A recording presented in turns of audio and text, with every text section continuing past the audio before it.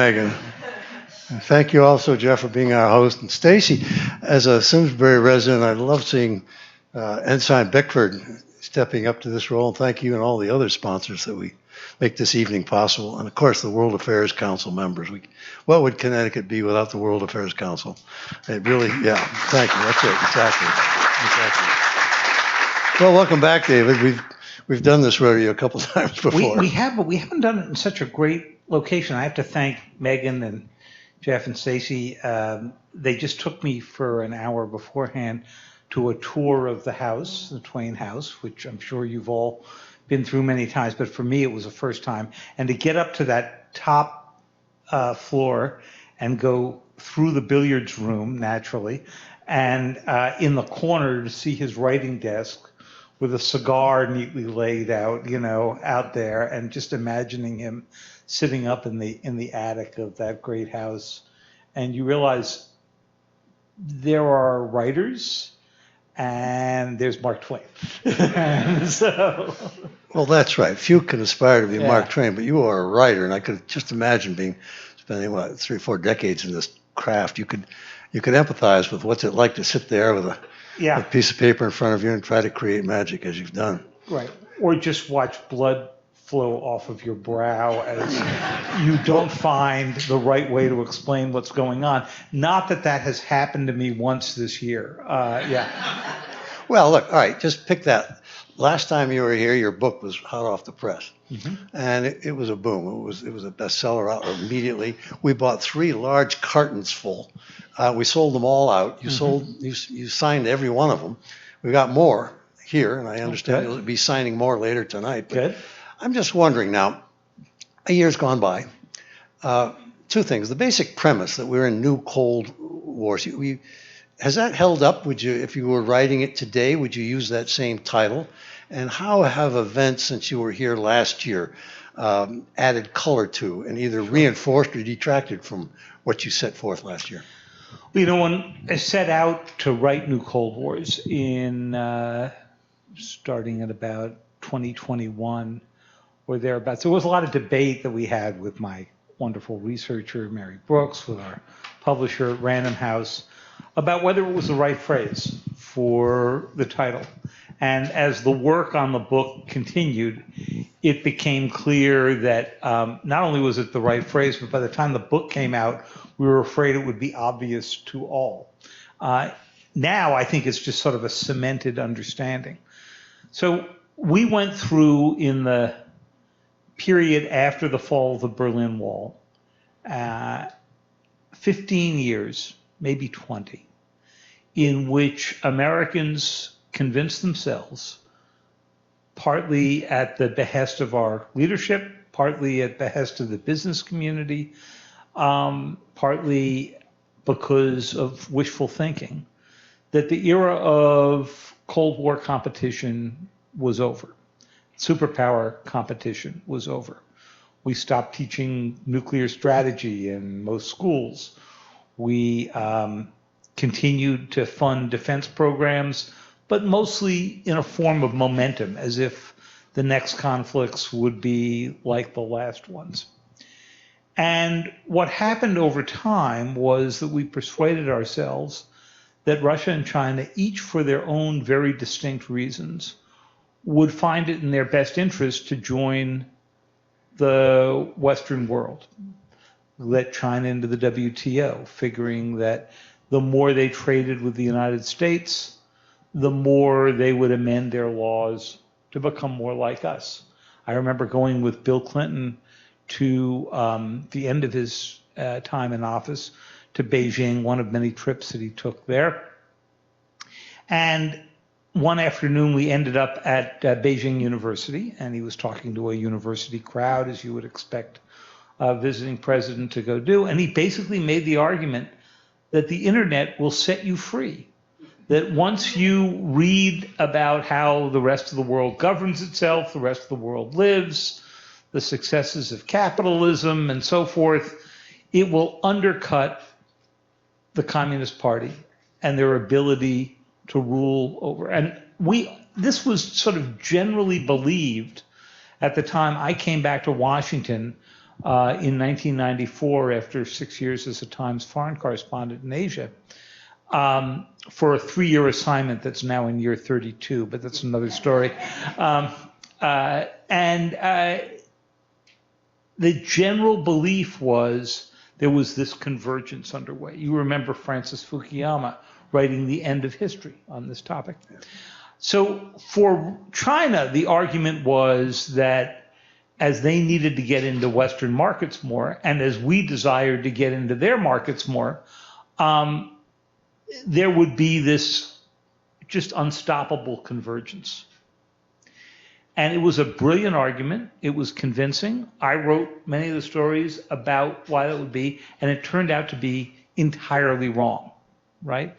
And in many ways, it was the largest intelligence failure of the past 20 or 30 years, an assumption that the leadership was just headed that way.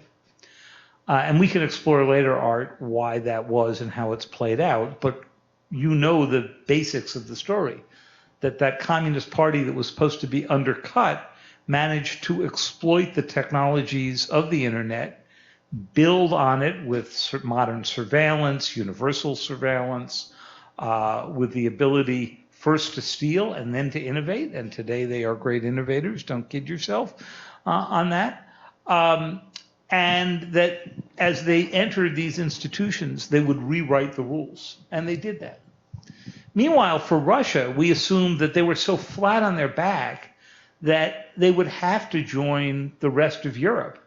And, you know, the book opens up after you get to an introduction that's about the days just before the Ukraine war and the invasion. But the book opens up with George W. Bush and Laura Bush and Putin and his then wife floating down the Neva River on a yacht, being served dinner by this somewhat shadowy big guy in the back, who, of course, turns out to be the man who ultimately went on to help Putin along by trying to fix the 2016 election and then to form the Wagner Group. And this is Prigozhin. And then, of course, tried a brief uprising against Putin and his government, which was his undoing. But as they floated down the Neva River, having just seen a new version of the Nutcracker written by a former Soviet dissident, turns out George W. Bush doesn't like new versions of the Nutcracker. He likes the old version. But as they did this, they were talking about when, not if, Russia would join the European Union and whether it could in a few years become a member of NATO. And at the time, there was, when you walked in the gates of the NATO headquarters, the NATO-Russia Council, just to your left at the gate, which was sort of their beginnings of learning how to go deal with NATO. When we hear this today, it sounds crazy. It sounds insane. But that was the prevailing thinking. And then in 2007, Putin showed up at the Munich Security Conference and gave this fiery speech about how there were parts of the old Russian Empire, not the Soviet Empire, but the Russia of Peter the Great, that had been wrested from the rest of Russia and had to come back. Bob Gates was then the defense secretary. He had to stand up and say, I went through the entire Cold War. I'm in no hurry to see this come back. In 2014, they took over Crimea and began to go into the Donbass. In 2022, they did the full invasion of Ukraine. Putin's made no secret of what it is he was doing here. And yet it took us as a government, as a nation, years to catch up to the thought that our old preconception was wrong. And there's nothing in the past year that has disabused me of that thought. Pretty definitive. Yeah. Thank you. Very good. You know, as you're relating this, Dave, I can't help but recall that you are a product of the give and take between government officials and reporters. which is a long... Not that you and I ever had any of that in your DNI days. Well, we'll talk about that later. Yeah. Okay, fine, yes, we did. But that's the whole point, I Yeah. guess, is that there is a richness, a trust. Somebody in the government, as I was in intelligence, who talks to a journalist has to believe that it's for the good. Good is being done, and that there will be certain protection. You also have to give certain assurances to that person. It's been an honorable, not only constitutional, but an honorable exchange. I just want to get right to it. There's some journalists here tonight. At the Pentagon, a little while ago, a few days ago, evidently new rules came out, and everybody wants to sign on to the new rules according to how we operate here. Raise your hand. And over 100 journalists walked out, and as I understand, there are about 14 left who agreed we are going to accept the new Pentagon rules. Even Fox News walked out, and I have no doubt, obviously, the New York Times must have. But what is this new reality? It's stunning in its impact. Well, first, to take your first point, a free society can't survive without a free press. I mean, I think we just start with that.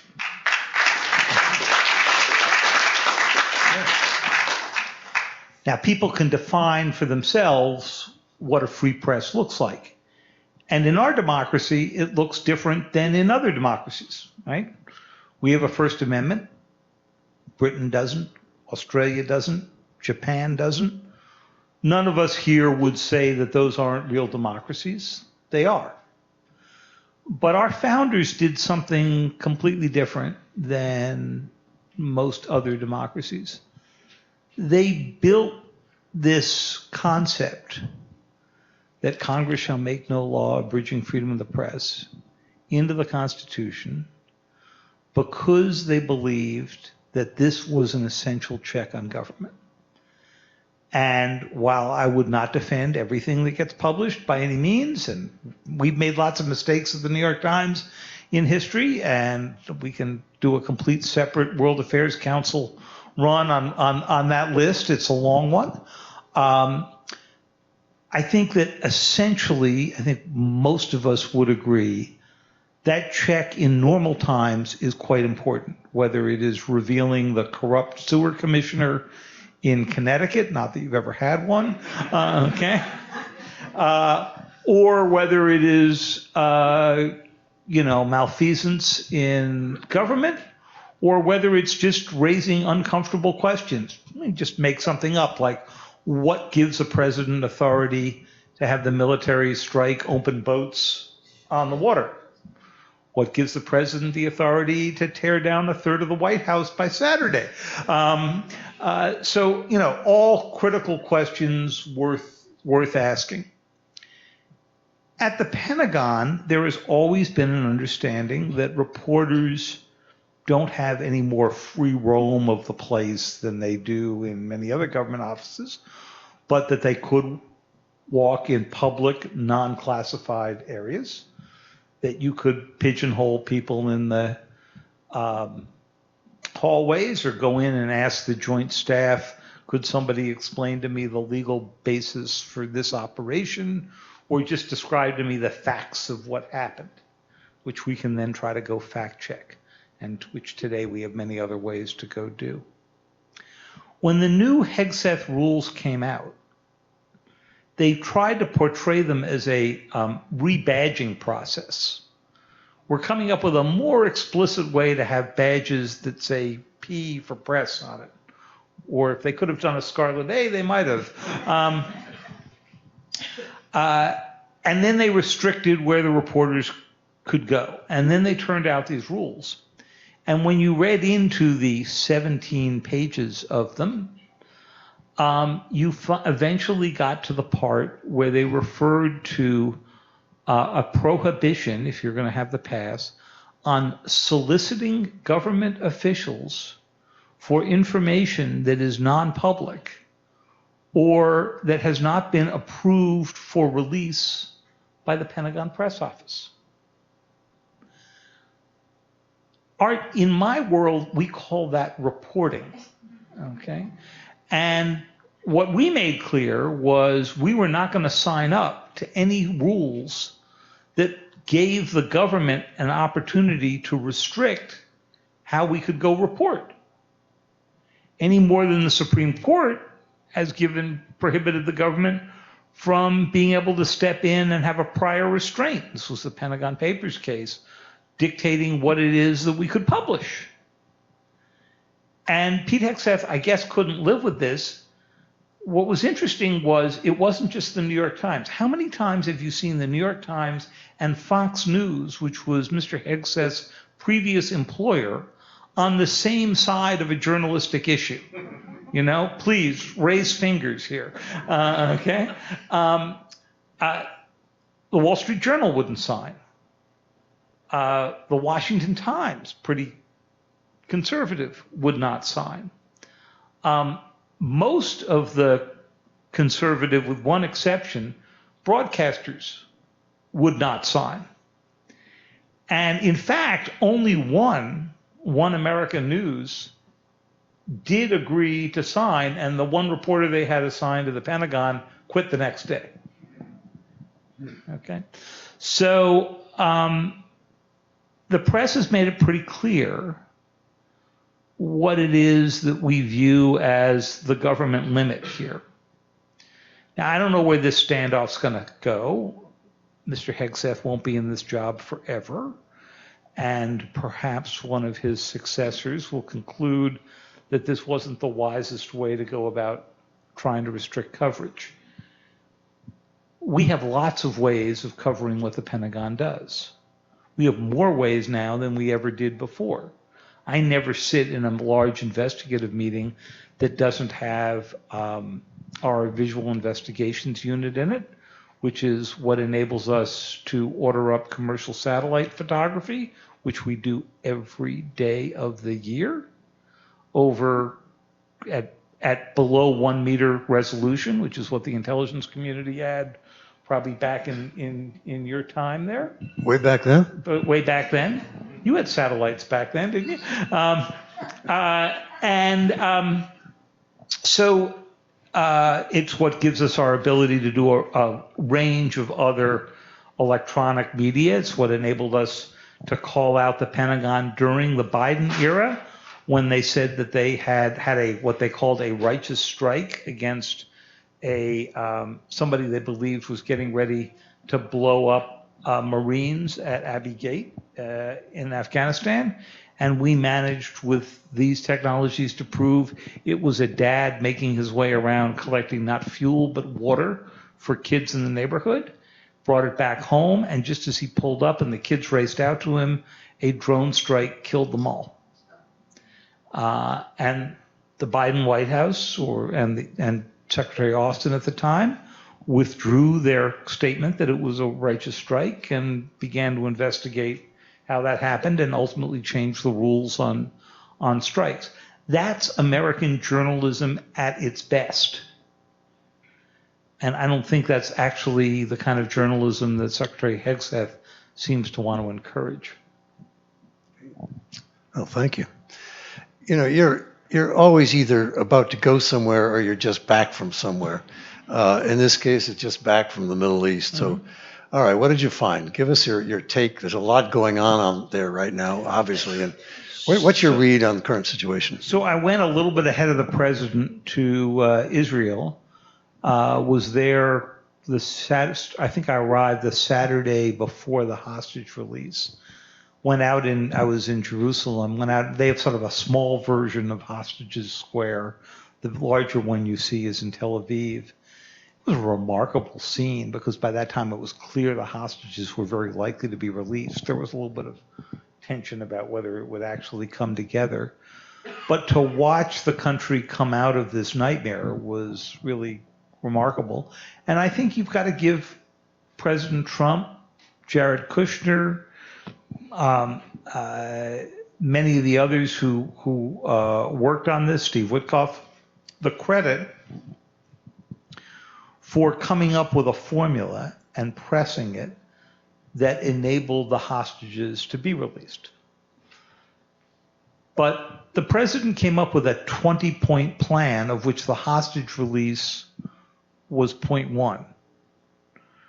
And he declared that Hamas was ready for peace and that it would rapidly disarm, and that what he had achieved was a peace that had not been possible for years, if not decades, and that it would go down in history as one of the greatest achievements in the Middle East in the past 500 years. Usual kind of sort of modest, quiet.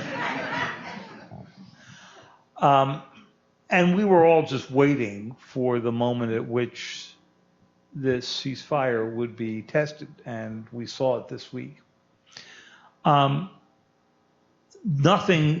does nothing to denigrate the success of getting the hostages out and ending this nightmare. I mean, you'd land at Ben Gurion Airport and you'd see this row of photographs of both the living and dead hostages, and it was a great trauma for the country, and it was a wonderful thing to see them come free as Air Force One was landing. But let's not confuse that with an ending to this conflict, because it isn't. And today you've heard Bibi Netanyahu say he would go in and disarm the Hamas troops. Yesterday he said it. You heard the president say they will disarm or we will disarm you. He didn't make it clear who the we was in that. Turns out he didn't mean American troops. I'm not sure that we have seen anything close to a fundamental change here. The new Cold War, the forcing event, the crucial event was Ukraine, with Crimea and the Donbass and then the invasion. And since then, we've seen a solidification within Ukraine of resistance. Europe is more united and more purposeful than it's been in years through NATO. The American president has been on one side and the other looking for a deal. When you come back next year for the David Sanger event, which Megan's ready to sign me up. Yeah. If I get a second tour of the house, maybe I'll, All right, done. What are we going to, a year from now, I mean, what are the prospects in Ukraine and where is it headed?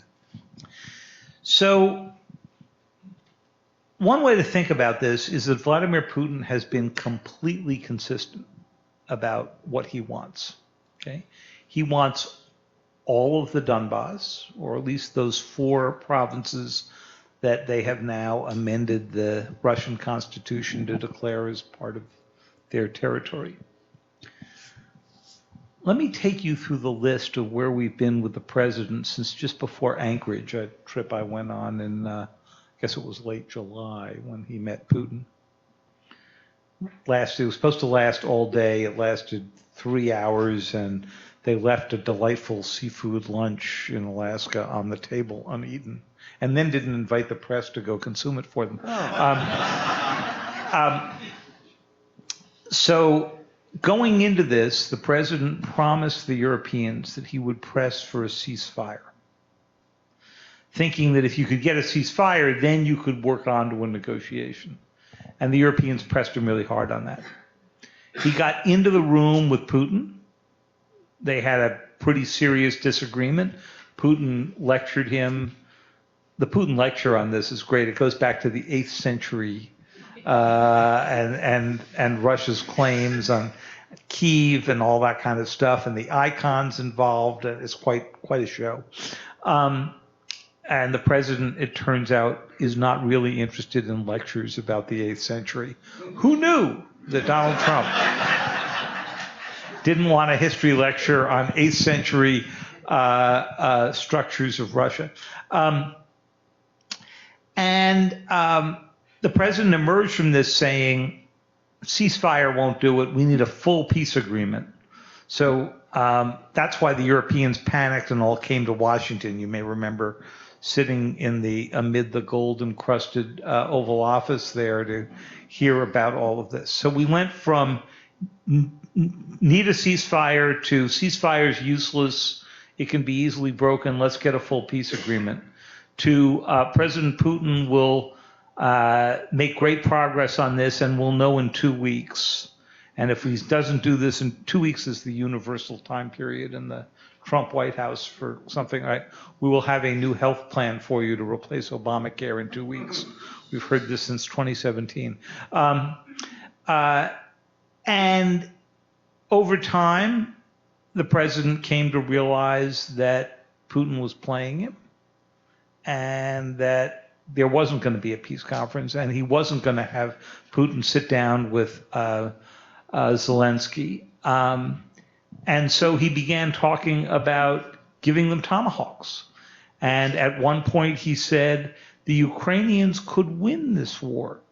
They're on the path right now. They could really win it. Then Putin called him. The tomahawks were off the table. Zelensky came last Friday.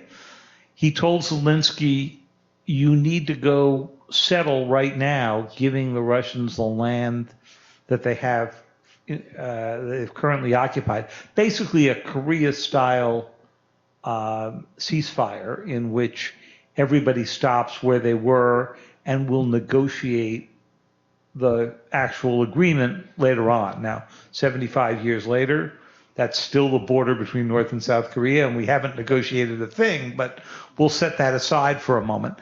And they had a pretty angry exchange back and forth. They cast it as nicely as they could.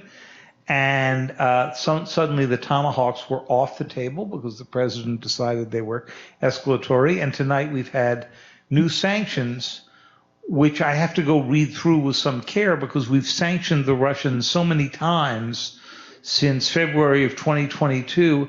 It's really hard to imagine anything we've left off the table. And we're supposed to think that this is progress. Putin only responds to really harsh pressure. And what he recognized he needed to do was make sure those tomahawks didn't get delivered. And I think he's been successful at that. So where is it going to be? I mean, where are we? A year from now? Yeah. Under the current run, I think what you're going to see is largely a stasis, huge amount of death as the Russians keep up these remarkable levels of attack.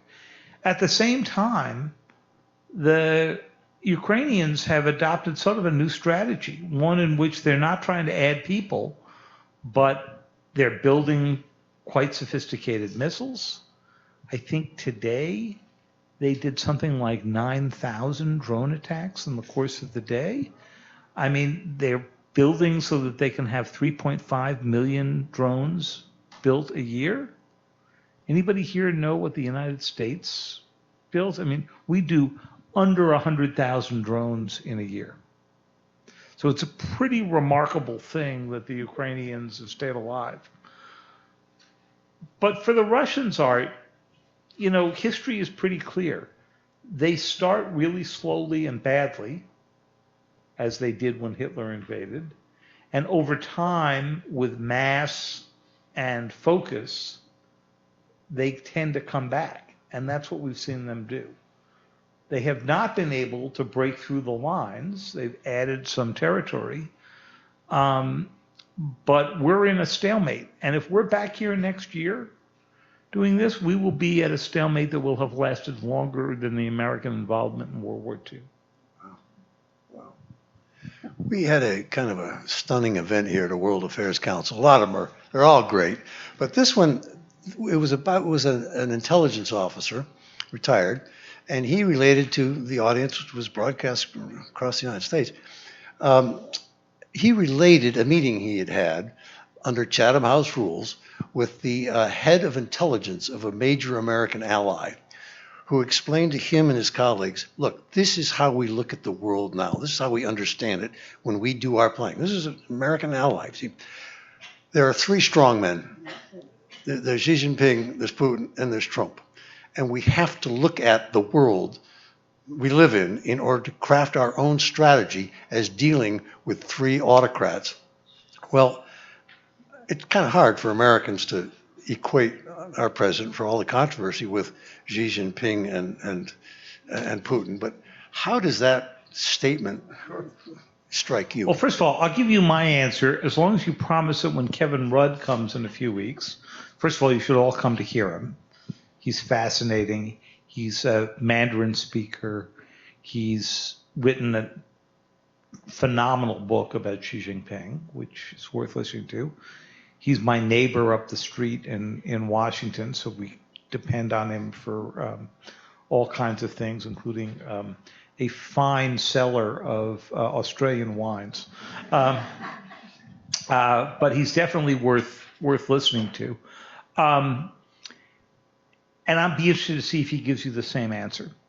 There are many people who believe that where President Trump is headed is a spheres of influence kind of approach to the world, which we last had in the sort of 1880s and 1890s. And actually, when you walk into the Oval Office, if you can avoid the glare of the gold, you will notice these days that there are two presidents who've made their portraits have shown up. One of them is Polk, because he was president when they made their way all the way out to California and the coast. So there was sort of, there's a real estate angle to Polk. And the other is McKinley, who was mentioned in the inaugural address because he loved tariffs and, of course, took the Philippines, Guam, Puerto Rico. Later on came Cuba. And, so you can substitute Greenland and, Panama Canal, a Gaza that will look like Miami Beach in a couple of years. But there is some sense that Trump would be happy with a world in which we focus on the Western Hemisphere and let Putin worry about Europe and let the Europeans worry about Putin and let the Chinese do whatever they're going to do in the region, and as long as we have our trade deals with them. And this would fit into a America First strategy in which we focus on the closest in threats to us. And there are some in the administration who I think would sign on to this. I don't think it's actually Donald Trump's view of the world, because how would you fit into this bombing Natanz and Fordo and Esfahan in Iran? Doesn't look like our sphere of influence. How would you explain in the course of this tariffs that are intended to change behavior in India or China or Vietnam? And you might argue that he's carving out an exception for international trade. I don't think that's necessarily Trump's view of America First. It might be closer to Rubio's, interestingly. Mm-hmm. And of course, I've got to mention this because if I don't, Art will do it to embarrass me. But America First was not a theme for the president until he sat down with me and Maggie Haberman in 2016 during the first campaign. And we had this long, winding foreign policy interview with him in which he talked about why he'd be okay if Japan and South Korea got their own nuclear weapons and a lot of immigration stuff. It was all over the map. And it was Friday afternoon. We had to write for the Sunday paper. I knew we needed a theme. And in my foolish effort to try to go create one, I said, Mr. Trump, this sounds a lot like the old America First philosophy, a phrase he had not used prior to that. And he looked at me and he said, David, I kind of like the sound of that.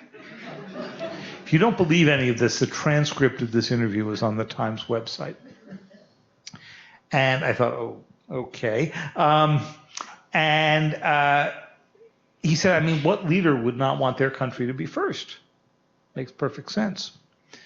And I thought he would say, I'm no Lindbergh, I'm no isolationist. But it turned out, as he later said to me in a subsequent interview, he didn't know that Lindbergh was associated with the America First movement. He thought Lindbergh flew airplanes.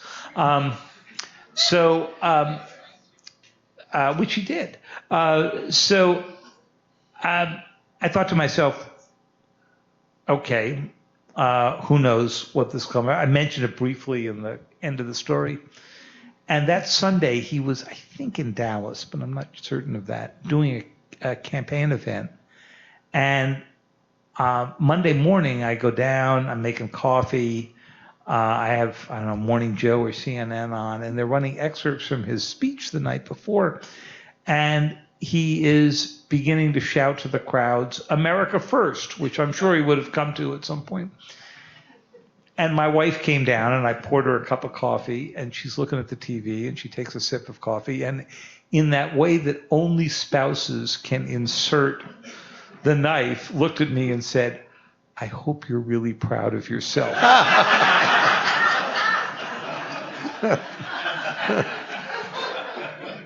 This is an audience of learned people who came to hear from you, and I'd like to get questions from the audience. We have Abby, yes, we have Abby and Amanda out there with microphones.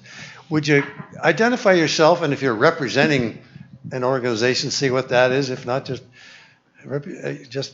tell us who you are. Who would like to? Yeah, sir, right here. There, you got a mic. There's a mic you have a mic coming to you there. I have several questions, but the biggest one on my mind is... And give us your name, and then... Joe Misner, retired from the Hartford. Yeah. The biggest one on my mind is, do you think there's any likelihood that China will make a military attempt to take Taiwan? And if it does, how will Trump react? Great question. So President Trump is seeing Xi Jinping next week for the first time in this term, face-to-face. We think it'll be the 29th. His agenda with him so far is pretty much an economic one, as you would expect. Tariffs, rare earths, our imposition of restraints on shipping them, advanced semiconductors, and so forth. What's been missing from the Trump public strategy so far is any discussion of the security issues. Taiwan, China's move to, right now, the fastest growing nuclear program on Earth. Xi Jinping, another thing we missed early on when she came in, gave a secret series of speeches. You'll read about them in New Cold Wars, in which he called on the military to abandon Mao's minimum deterrent and begin to develop a nuclear deterrent that would be roughly the size of the American and Russian ones. They're up to 500 or 600 strategic weapons, headed to 1,000 by 2030 by the public Pentagon reports, and about the number we have in 2035, which is 1,550 deployed. And for Taiwan, Xi has set a goal, which is by 2027, which by my count is only about 16 or 17 months away, he wants the Chinese military to be ready to take Taiwan. That doesn't mean that by 2027 he wants to take Taiwan. If I was Xi Jinping and I was watching what's happening in Ukraine, what would I see? An American president who is extremely concerned, as Joe Biden was, about escalation, who doesn't believe we can overstretch our military, whose America First base believes the U.S. should basically withdraw to our own borders and make it clear that anybody who attacks us is going to face our wrath. And I think I would make a pretty good bet that if Xi was ready to take Taiwan, that we would not come to their aid. Or we would not come to their aid fast enough and in a big enough way to make a difference. And the few times that we've heard Trump talk in public about Taiwan, he'll like pull out a map and say, here's China. 5 miles off its coast is Taiwan. Well, 100 miles, sir, but we get your point. And we're way over here. And it's not a bad point. I mean, we've got a long run to get out there, and they've got a really short run to go do it. What I worry about, and I spent a lot of time in Taiwan for New Cold Wars, is that we and the Taiwanese have moved far too slowly to learn the lessons of Ukraine in how you make it so expensive for the Chinese that they would be concerned. I think as long as the economy is not doing so well in China, that buys us some time. But it doesn't buy us a lot of time. Sure, on the aisle right here. Yeah. Thank you. I'm Ken First, and here today from the World Affairs Council of Western Mass. Could you talk to us for a moment about tariffs in the sense that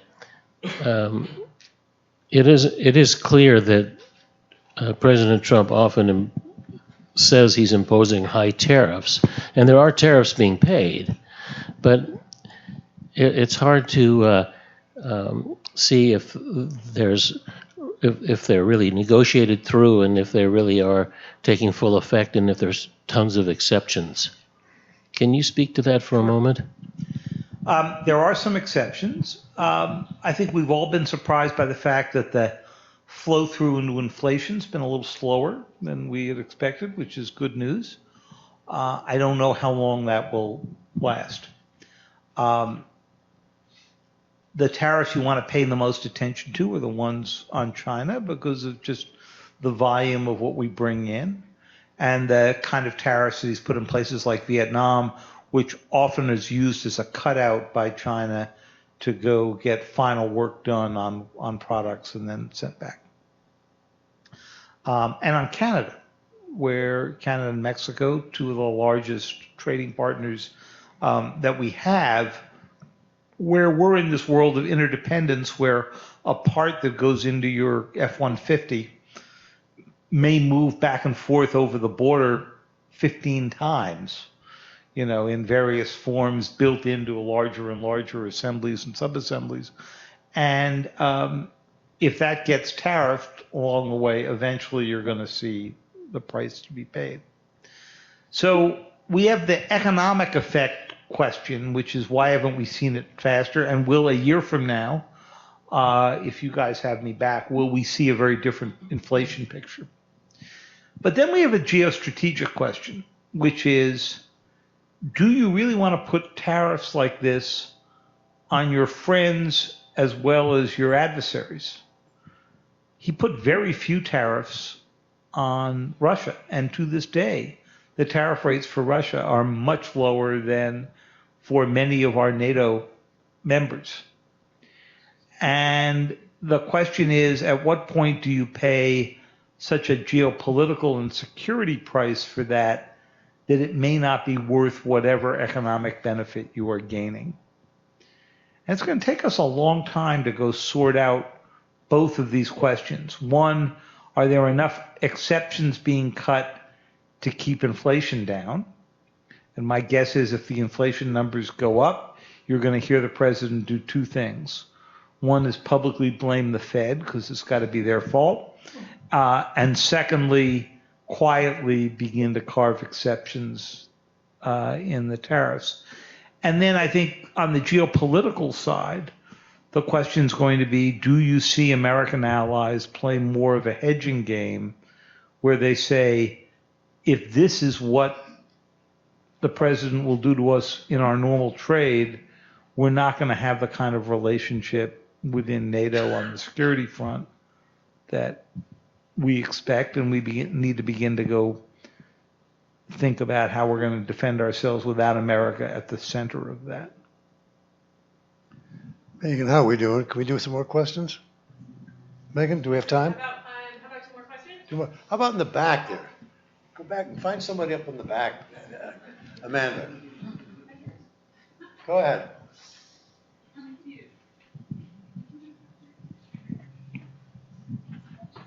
Team effort. Yes, sir.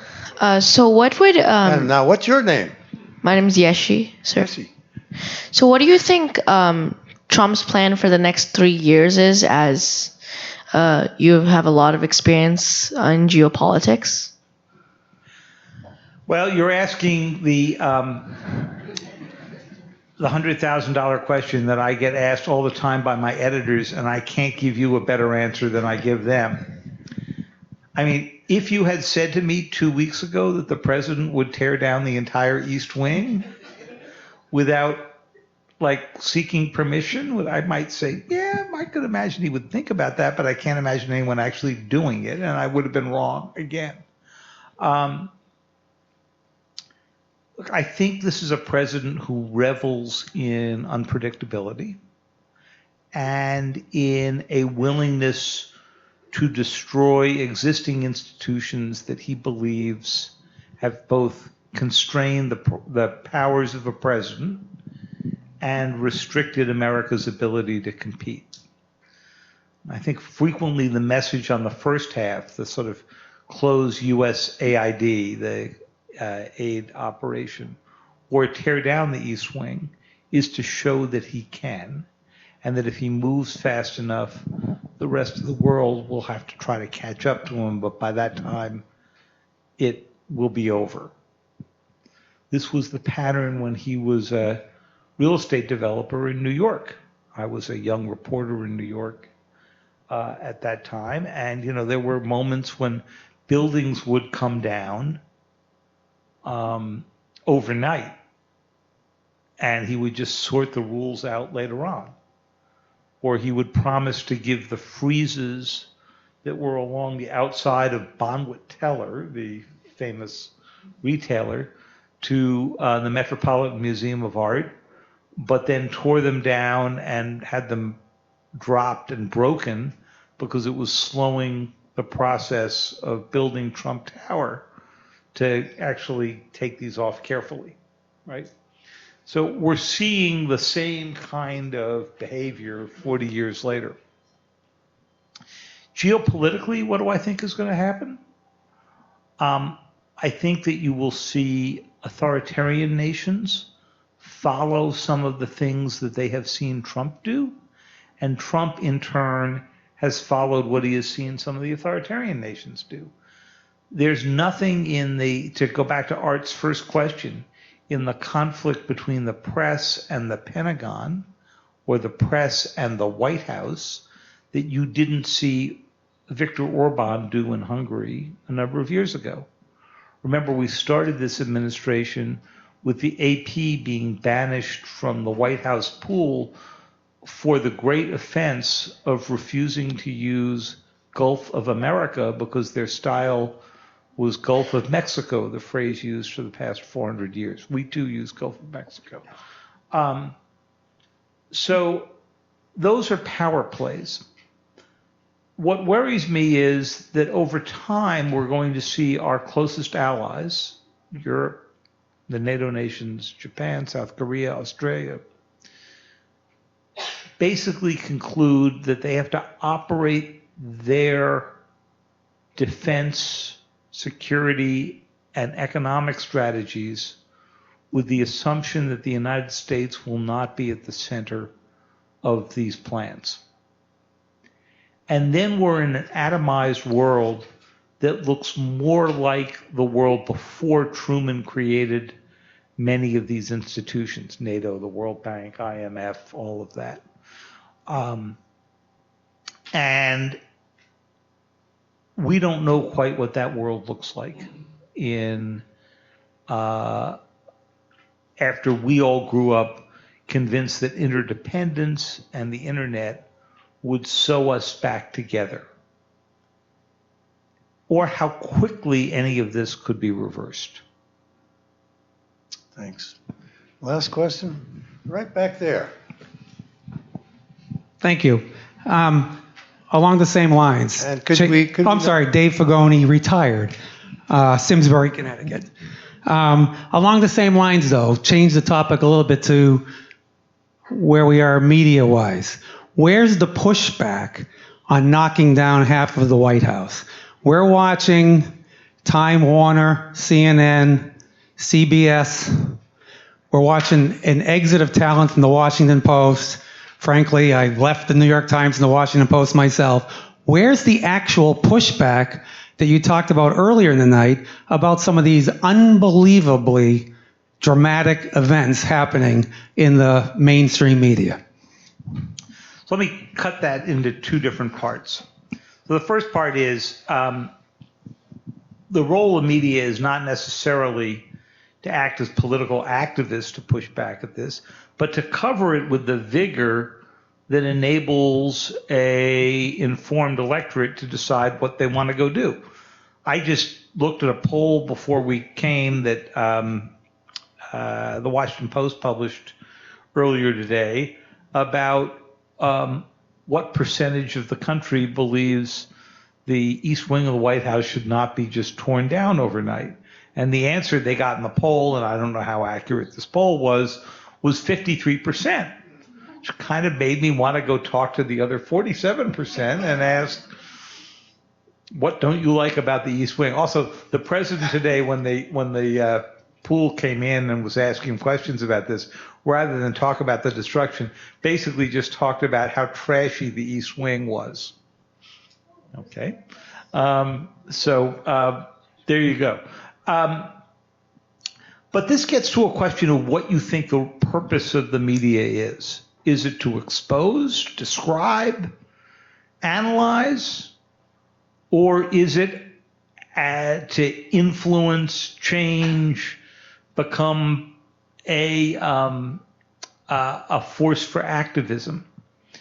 And at various moments in our history, we've had different conceptions of that. In Jefferson's time, there was pro-Jefferson and anti-Jefferson press. If you think you read scandalous stuff in supermarket tabloids now, go back and read what was written about Jefferson in the anti-Jefferson press. And it was part of a political party. After the Civil War, we moved to a press that was a little bit more independent and less party affiliated. And that's what makes Twain's rise as a reporter in the middle of the Civil War so really fascinating, because he was, even though he was smart enough not to make news reporting his life's work, he was caught in this transition to a sort of independent press. And that's where I'm frankly more comfortable. But then there's a second part to what you've raised, which is, what do you do when the press is owned by larger corporations that have business in front of the federal government? And there was a time 10, 15 years ago, even more recently, where we thought, okay, the business model of the existing legacy media is shattered. Okay, people can get their news wherever they want on the internet. People who want to have their own views reinforced will go watch Fox or MSNBC.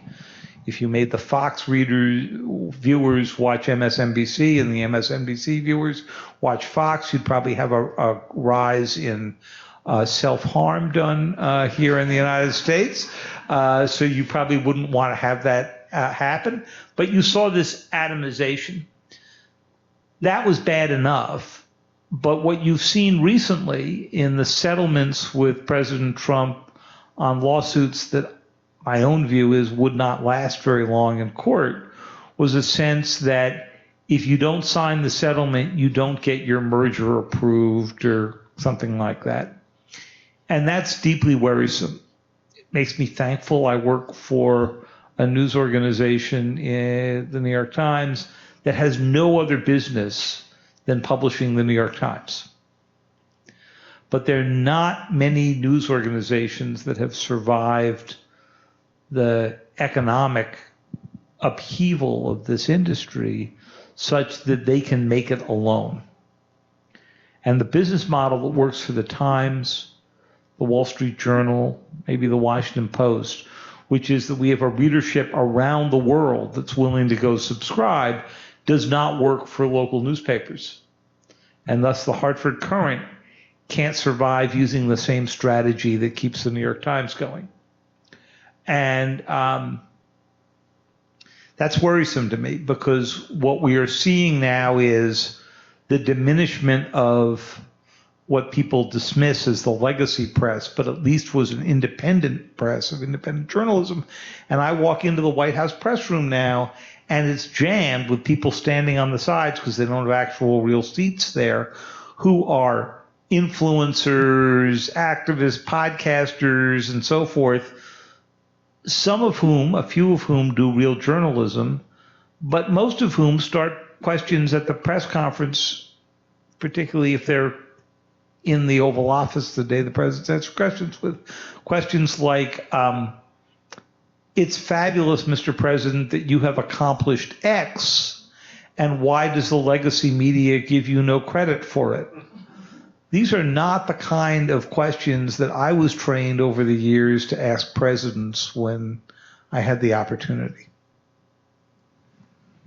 David, I want some summary thoughts from you. Are there questions that I haven't asked that I should have, or the audience might have asked but they didn't, or things that you had on your mind when you came down here today that you were going to tell the audience about? It's been great having you here, but what are your concluding thoughts?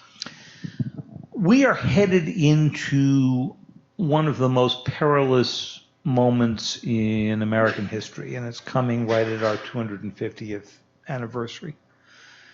Perilous not only because of the divisions at home, we've been through those before in Jefferson's time, in the run-up to the Civil War, in the isolationist movements prior to World War I and World War II, but also perilous because we can no longer assume that American exceptionalism is somehow going to win the day.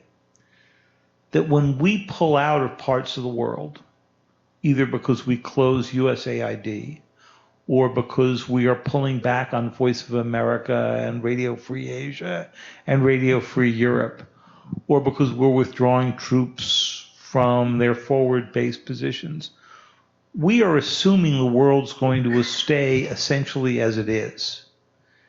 And what 40 years in covering the world for the New York Times has taught me is, when you create a vacuum, someone fills it.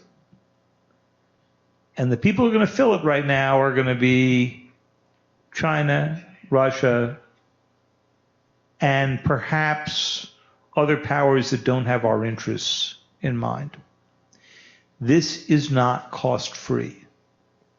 I know it seems to the world, to many in the country, like, why are we spending all this money on aid abroad? And I wouldn't argue for a moment that a lot of it was poorly spent. But I'd like to see us begin to debate our role in the world with an understanding of what that world would look like if we fully pull back.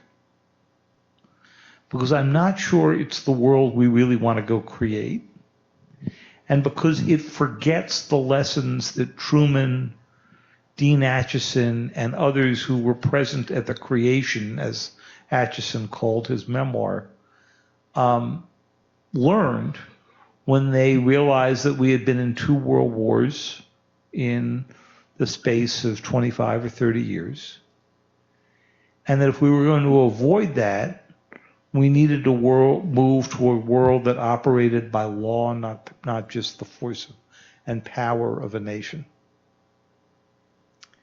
And I'm afraid we have lost some of those lessons, and that our inability to talk to each other and listen to each other, the listening being harder than the talking, has meant that we may be on the road to forgetting why we created a world this way.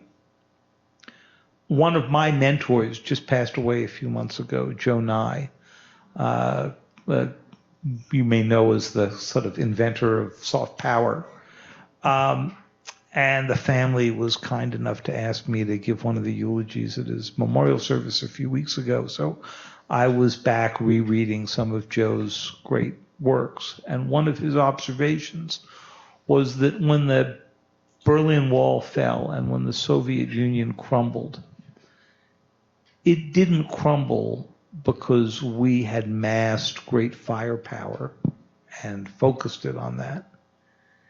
It crumbled because the people who had spent time listening to the Voice of America and BBC were not going to tolerate anymore the world in which they were living. And at the moment that we forget that that is, in fact, our greatest internal source of power, is the moment that I think we're headed into a fair bit of trouble. I don't think it's too late for us to restore our understanding of how one uses power wisely, but I don't think we have infinite time. David, that's a very poignant note to end on. And, this is what the World Affairs Council is all about. Bringing a national expert, a special person like David, to come here and to talk to this audience that cares about what's going on in the world. So, David, a heartfelt thanks for coming to Hartford tonight. Well, thank you. I talk to a lot of World Affairs Councils. I don't run into many with the poor judgment to ask me to come back 5 times. Megan, that must be your fault. Or maybe it's Art's, I don't know. But it's always a great audience and always great questions, and it's really been a pleasure to be with you tonight. Thank you. Yeah.